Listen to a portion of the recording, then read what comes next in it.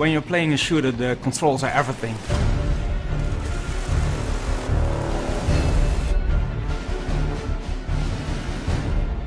When we started working on Killzone 3, we first read through all the forums and the reviews to see what people liked about Killzone 2 and what they thought could be improved.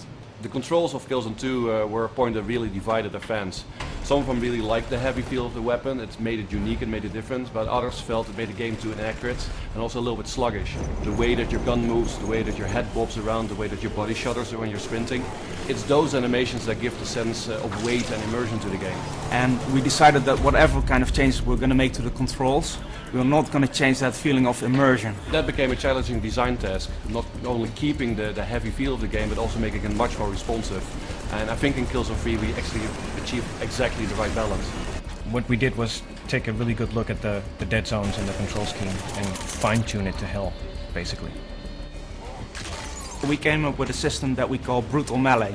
We wanted to raise first-person melee to a whole new level. We wanted something really brutal, something right in your face, very up close and personal. So the new system will allow you to do all these painfully unfriendly things to enemy characters, like stabbing them in the eye, slicing their throat, bashing their heads against pillars. Very, very gratifying. You can use the melee system also with the environment, so you can bash somebody's head against the wall or kick them into cover, and when they're still dazed from the move you just performed, you can pull out your knife and stab them to death. Well, we looked at ways to get the player more quickly into cover, so we came up with a slide mechanic. You can slide into cover, but you can also freeform slide.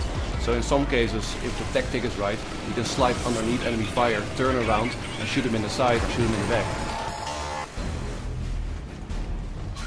Well, at the end of the day, Killzone 3 is a shooter, and a shooter isn't a shooter without some very heavy weapons that you can carry around. So for Killzone 3 we added a third weapon slot, and in this slot you can carry the most heavy weapons. The first Killzone had these really massive gyro-stabilized weapons, and that's something that we brought back for Killzone 3.